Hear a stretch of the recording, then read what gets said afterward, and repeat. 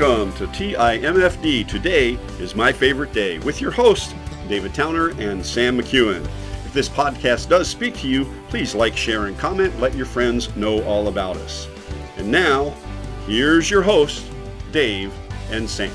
Well, David, we're back. Yes, we are. It's a little bit after Christmas, coming into 2022, the new year. Yep, still have the Christmas decorations up, Yes, but we'll absolutely. get all that taken care of later on. I can tell you that at my house, Uh-huh. it's going to be sometime after probably Chinese New Year or Ukrainian Christmas, which is sometime in January. I don't know. I don't ask anymore.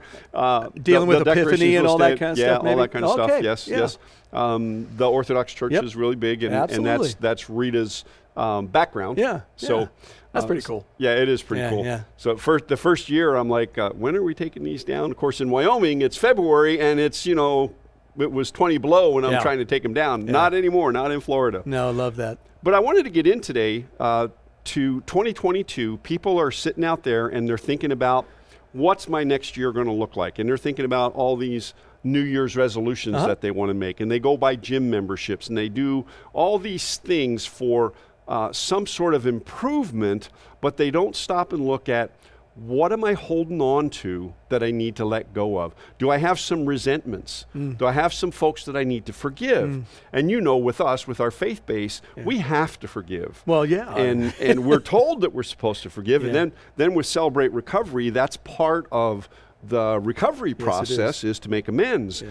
And it's hard. Yes, it is. Well, I mean, when Jesus' disciple asked him, how many times do I have to forgive this person? Is it 7 times? And for you and I, and maybe you guys on watching this, that's a big deal. It is. 7 times, you forgive somebody 7 times, you go, man, that's enough, right? Right. And Jesus, of course, says no, 70 times 7, which basically means continue to forgive. And that's what Jesus does for us. Right. Still very difficult, though. It is. Yeah. It is. And you think, well, you burned me once, and why should I keep coming back? It's because of grace. It's because of love. Yeah. And the problem that we run into with forgiveness is we surface forgive. Okay. So we look at the action and the person, and we don't separate them. Yeah.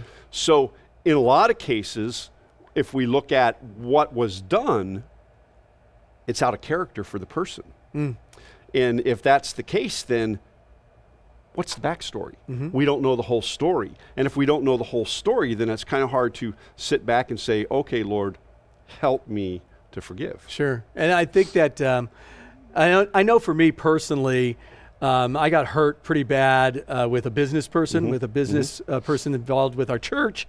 And this was long ago, but it put a lot of pain in me, and I did what I call the church forgiveness process, I forgave them, that kind of thing, and you look nice, holy, and look like you're a nice person. In my heart, I was just angry, and it started affecting my relationship with my wife, relationship with my kids, with the people in the church, because there was this little edge that was not getting taken care of. Do you understand that? Yeah, the anger, the bitterness, the resentment, and those are all things that they eat at us. Yeah. And they eat at our insides. And if we don't get rid of that and get it out in a true Christ-like form, then it's just going to cause us heartache and grief. But the question, again, always reminds me is that how does that happen? How do we do that? Right. How do we work through forgiving somebody that's put a lot of pain into our lives? Right. And let's face it, some people have been through abuse, and we're saying right now, forgive them. Right. And that's not as easy as just going and saying, oh yeah, I forgive you. They have to work through a whole process. It is. Right? It's a process. And the first thing to do is to recognize that we haven't forgiven. Because for the most part, I forgave them. I forgave them long ago. A personal story with abuse from a church person, okay? And, I forgave them. I did a burn letter. I did this. But I didn't. Yeah. Deep down, I didn't. There was resentment. Yeah. There was, and that kept building, and it affected all of my relationships. So what did you do? So I had to go back, and it's the CR process, the Celebrate Recovery process, and address it. And number one, separate the action from the person. From the person, yeah. And realize I wasn't at fault. Yeah.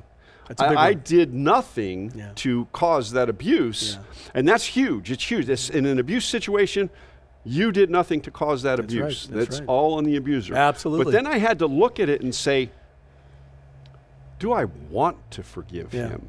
Yeah. And a lot of times people don't. Well, They don't want to. and that's the responsibility, right? The Right. responsibility is there's their part, the thing that they did to us.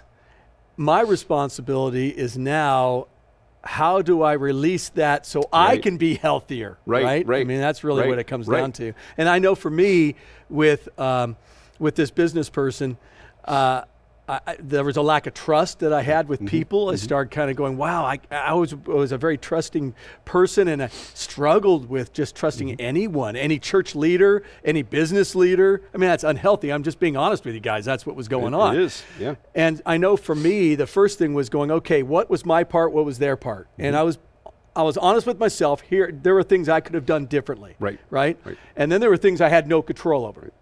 And then I went, okay, I have no control over this. I'm not responsible for this, but I do need to forgive the person for my actions, my anger, my bitterness, my wanting to get revenge with them. Right. Because that only hurts me. Right. Vengeance is mine, saith the Lord. Yeah. And when we try to take that vengeance, it just chews us up, Yeah. chews us up. Yeah. I had to actually get to the point where I had to start praying blessings. Yeah.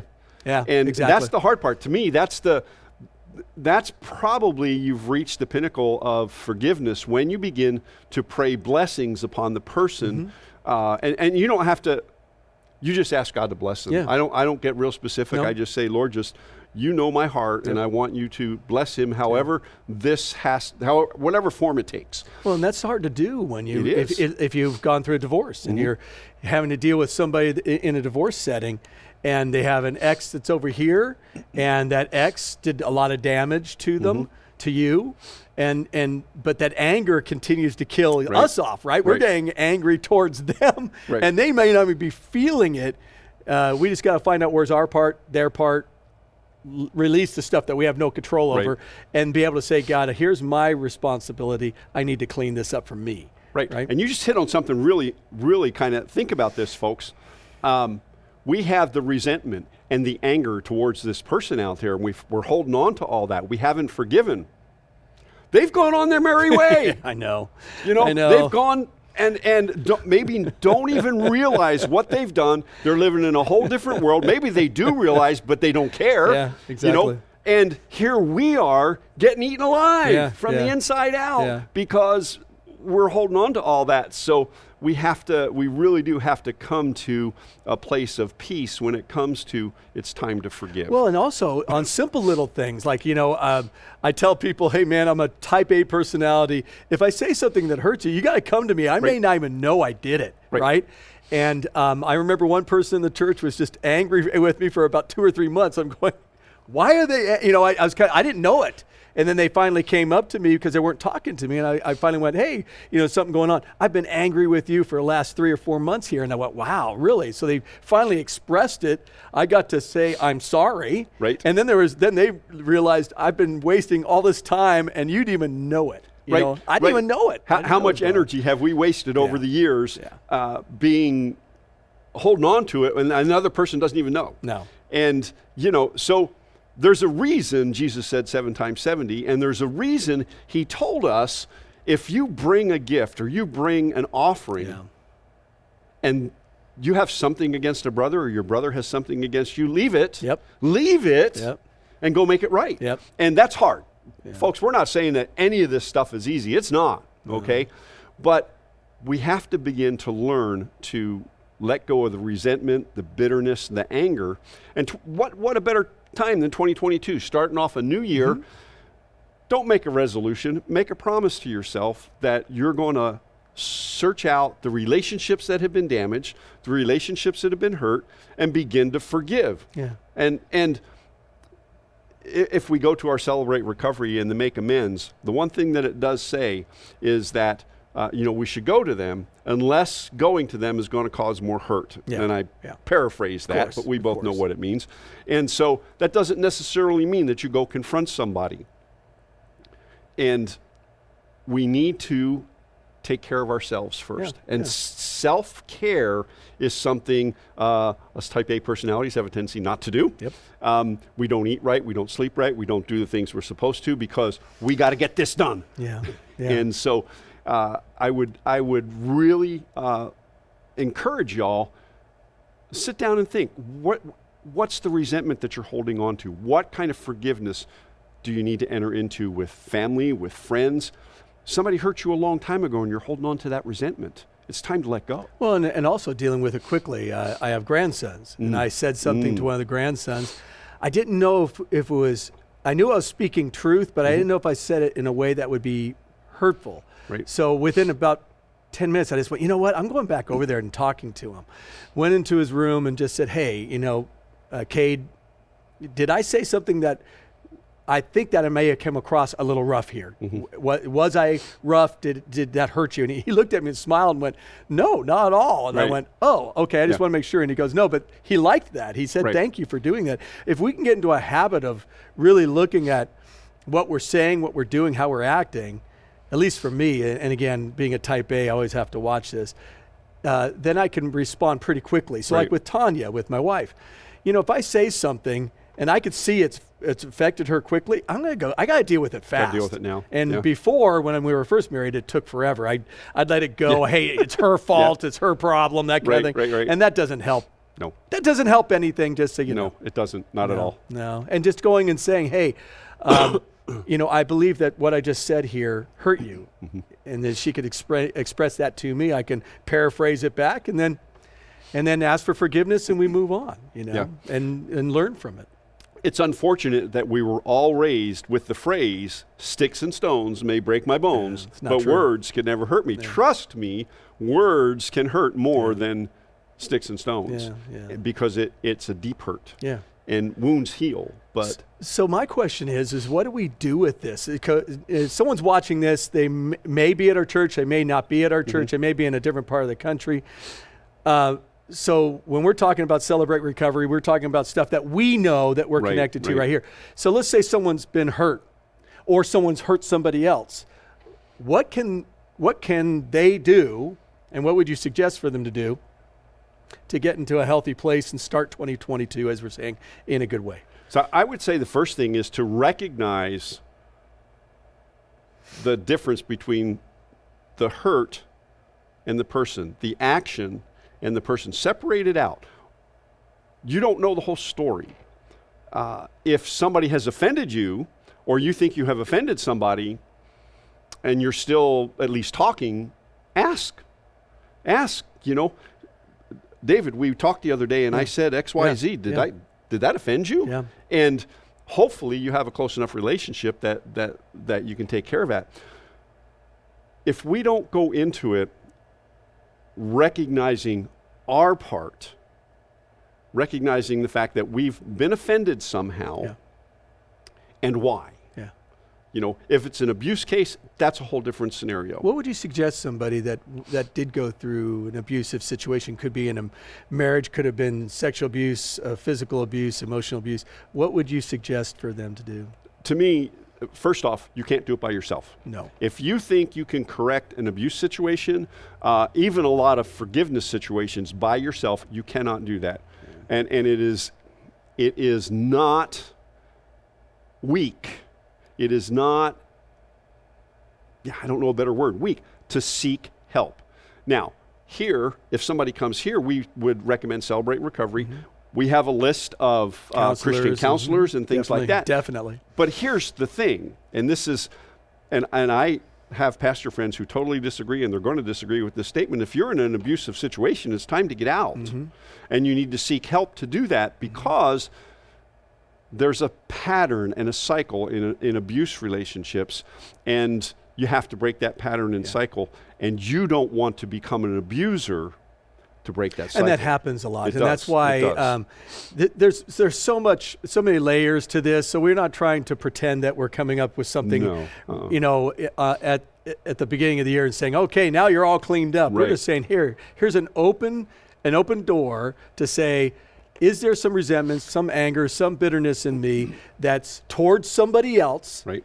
And what do I need to do to clean that up so I can become healthier for everyone else around me, right? That's really the key. That's exactly what we're saying. And so then from there, if you have any questions about what to do with that, you can email us here. Yep. I know for me, it would be contact at davidtowner.com. And I can get you information. You could also, if you need to, you can contact our church, and that's office at theharborfl.org. And I know that our office people will help you wherever you are. If you're calling us from a different country, they'll help you because we know different places we can get you guys connected. Yeah, so. And it doesn't matter. You don't have to belong to the church. You don't have to be in the area. You can be anywhere in the world. We will help you find the people that you need to get in contact with. I can be reached at sam@aliveandatpeace.com. And if you email me there, I will certainly try to hook you up with the right people. And we're coming to the end of our time today. If you have some questions about forgiveness and why it is so important, don't hesitate to reach out, drop a comment, make sure you like and share this podcast. Obviously, we want to spread the word as wide and as far as we can. So please like and comment. And if you have any questions, drop a question, or they can reach you at... Well, I already put that email up, but what we could do is, let's do this. Let's go back into this subject a little bit more in our next couple of podcasts on different angles. So my hope is that it'll help you guys in making some good choices that we're wanting to make too. I want to get healthier constantly. Yes. And we're going to get hurt. Life is... That's part of life. You're going to get hurt. If you're with people, you're going to get hurt, or you're going to hurt somebody else. It's just how do we get into a healthy place to do that? Would you agree to that? I would agree. And I think the next time we come together, we should talk a little bit more, dive deeper into forgiveness and the steps to take. And maybe we'll come up with some resources we can drop in the comments. Oh, yeah, definitely. So. I think that'd be perfect. So for us, we just want to make sure you guys are getting in a healthy place, that we're getting in a healthy place, and together we'll have better relationships and we'll just be healthier people in general. Right? Absolutely. So I know you were struggling this morning with some health issues. Oh my gosh. Today still your favorite day? It is. Today's my favorite day, no matter what. Right. Today is our favorite day. Thanks for being with us. Until next time, live intentionally and be blessed. Guys, take it easy. Thank you for listening to TIMFD. Today is my favorite day. The views, comments, and opinions expressed here today are those of the hosts and guests alone, and Dave and Sam are solely responsible for the content of this podcast. TIMFD, Today is My Favorite Day, is produced and directed by Alex Korn. Music is composed and performed by Chuck Vaught. Thank you for listening. Have a great day, live intentionally, and be very blessed, my friends.